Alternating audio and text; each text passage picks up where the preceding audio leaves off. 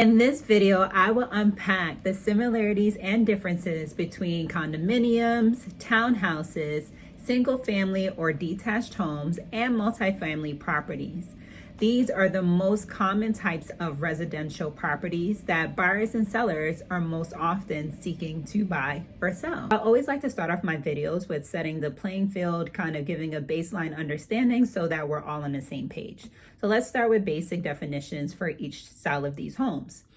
Starting with a condominium. A condominium or a condo is an individually owned unit that has shared common spaces and shared exterior parts. So oftentimes people don't know that condominium refers to the type of ownership versus the style of home. So not all condos are apartment style. Some condos can be in the style of a townhouse. This type of ownership means that you fully own the interior while the exterior and the common spaces have shared ownership with you and your neighbors. The typical square footage of an apartment style condo can range from 450 square feet and give or take to about 9,000 square feet, give or take. Next up is a townhouse that has at least one wall shared with its neighbor. It has its own entrances, its own yard, its own roofing, and most of all, it's individually owned. In this instance, individually owned means that you not only own the interior parts,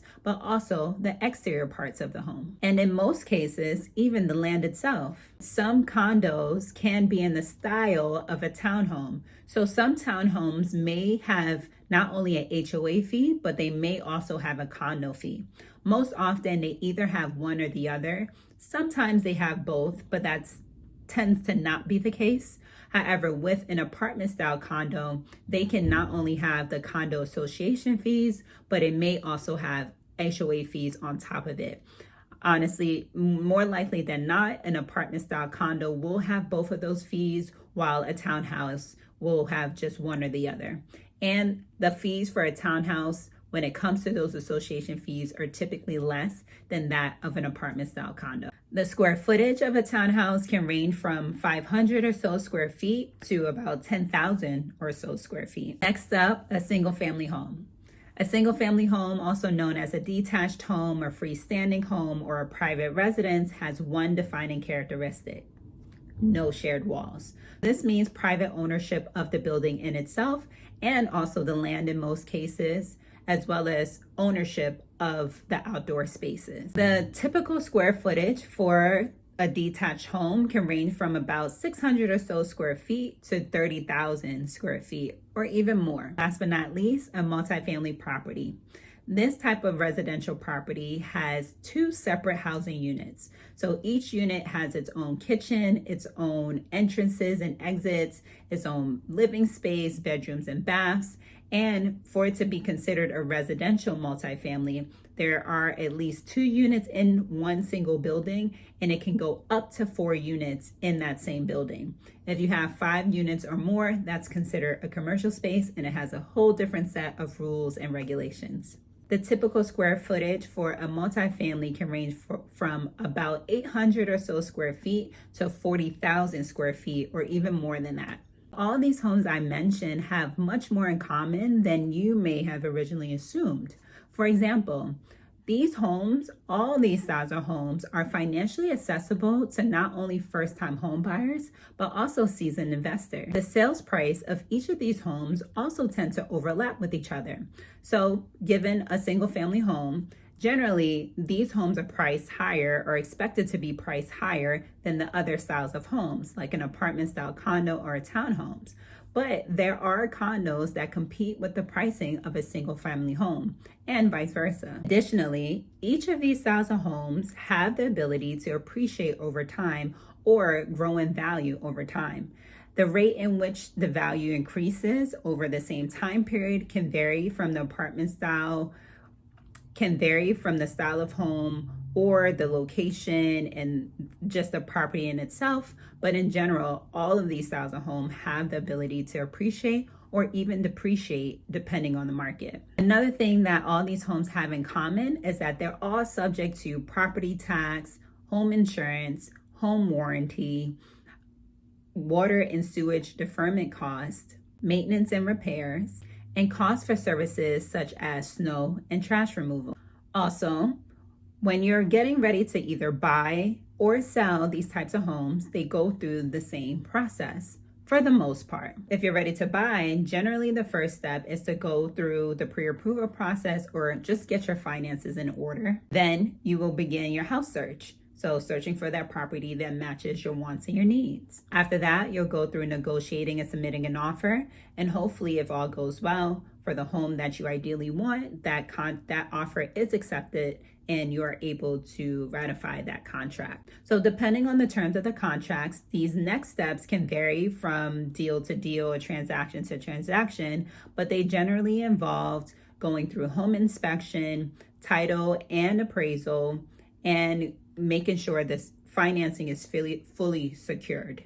Lastly, you'll go through final walkthrough and boom, you're a homeowner. Conversely, when you're looking to sell your home, the first step is preparing your home for sale.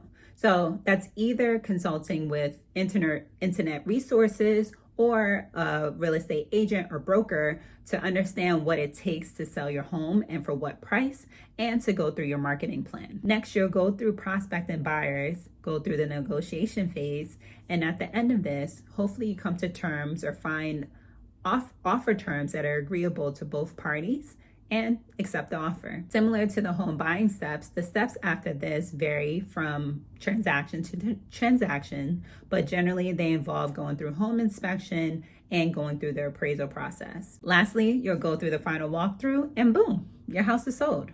Each of these types of homes can either be your primary residence or they can be leased or rented. The term and the manner in which they can be rented will depend on the property types and if you have any restrictions on that home in particular, but the opportunity is surely there. Another point, all of these styles of homes are able to be customized and renovated to your liking. They all have maintenance, full stop.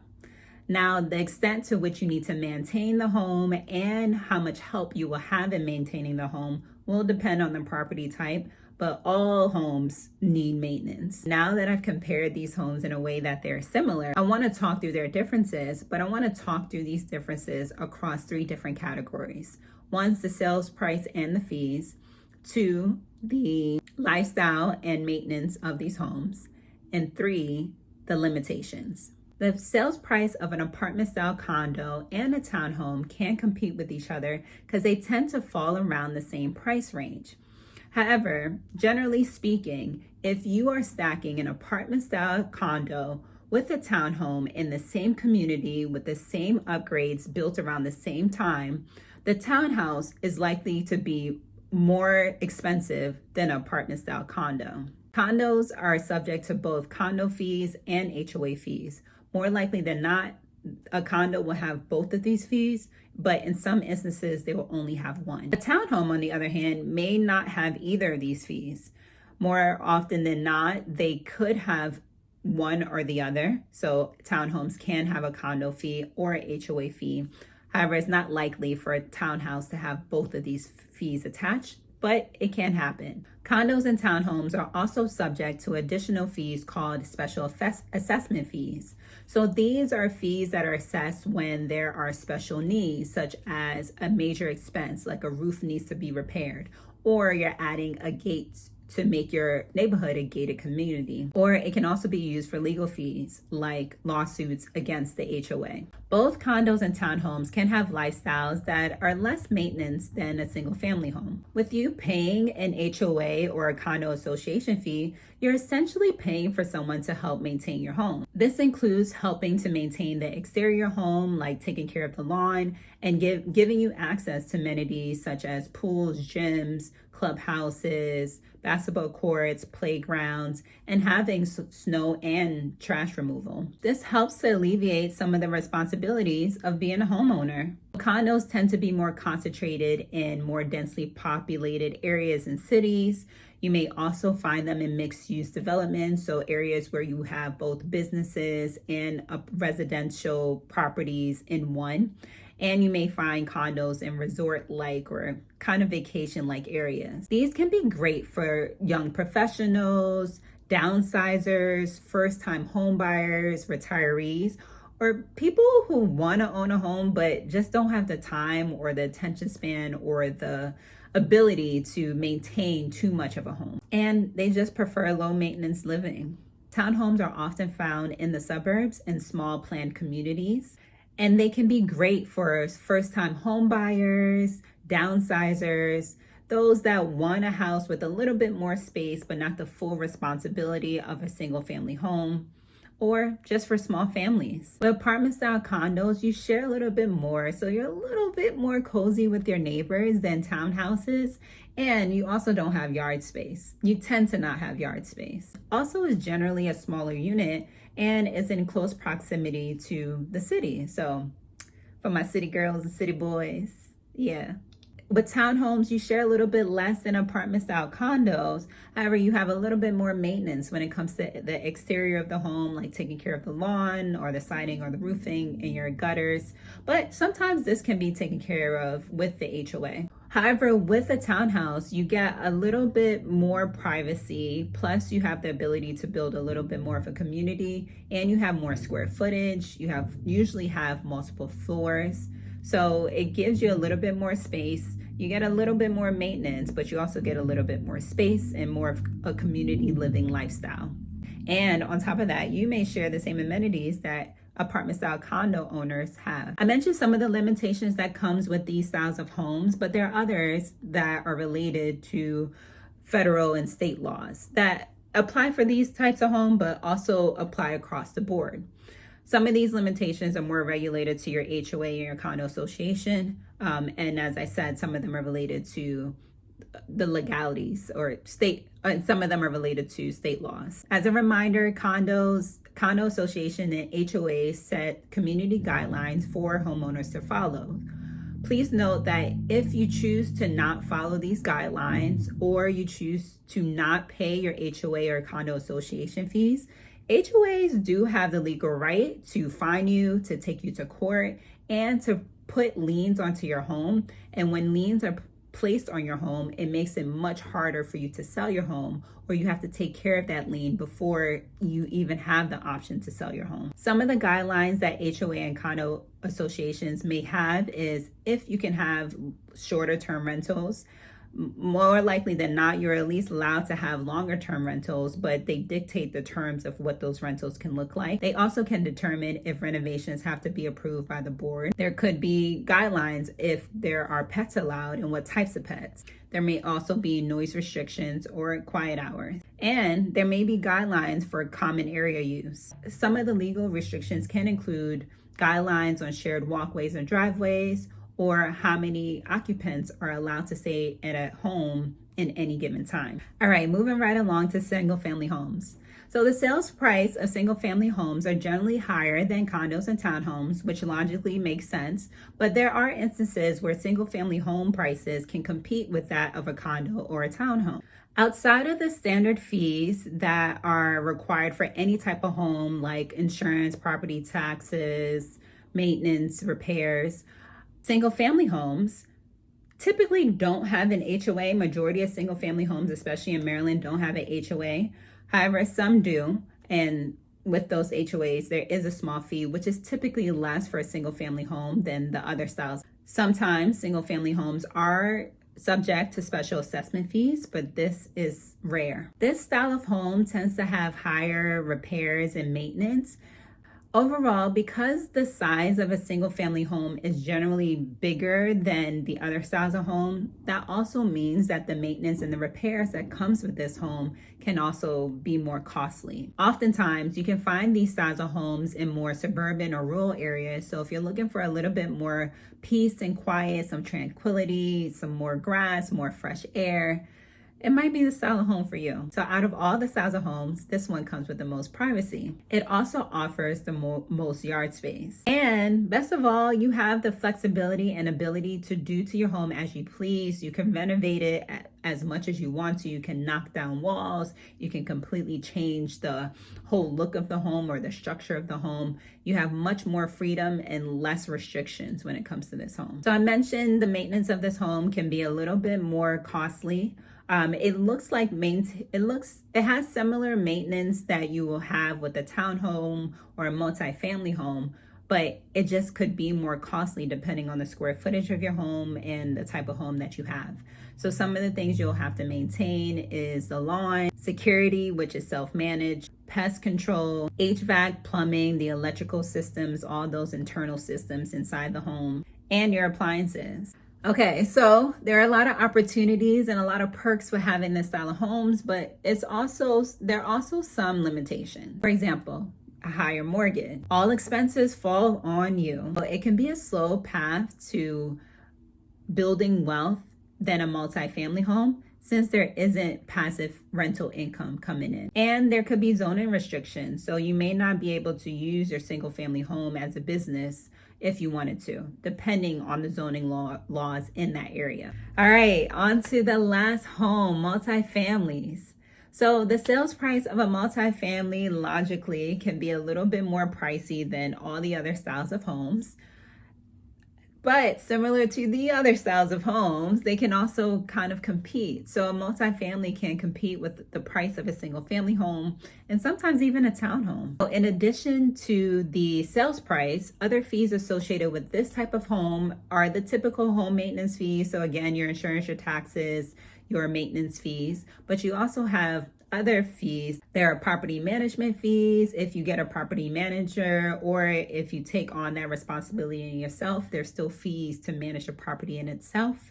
You also have vacancy costs, and you have legal and compliance fees. So if you have to evict a tenant or have to deal with any kind of tenant disputes, you have to have a budget for that as well. Also, with multifamilies, the more tenants you have, the higher your maintenance costs will be. Plus, you will have higher repair and renovation costs. Although it's kind of nuanced, you may have HOA fees that are associated with this type of property as well. When you own this style of home, you not only have the hat of a homeowner, but you also wear the hat of investor as well. So it's a different type of mindset and skill set that comes with being an investor / landlord. Another aspect of the lifestyle of this type of homeowner is that you're able to make income more immediately, which is not as readily available for the other styles of homes. It's less private than, let's say, a single family home, plus you have more responsibilities, and 9 times out of 10 is located in an urban area, so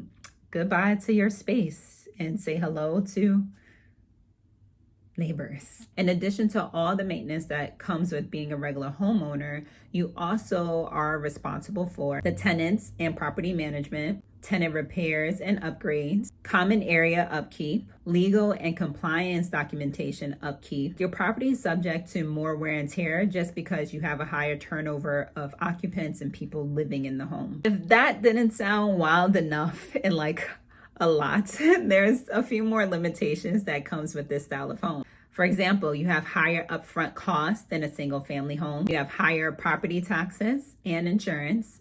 As I mentioned, the higher maintenance costs. There's also the possibility that you won't be making income when the property is vacant. The more, and I'm gonna say it time and time again, more responsibilities, especially being a landlord. It's more complex to sell. There are tenant liabilities and risk involved. There's more laws and regulations to follow overall. That's it. So I was able to talk through the similarities and the differences between a condo, single family, townhouse, and multifamily home. So if you found this information helpful and it was able to give you the clarity and understanding you needed, please hit that like button so other people can also be informed alongside with you.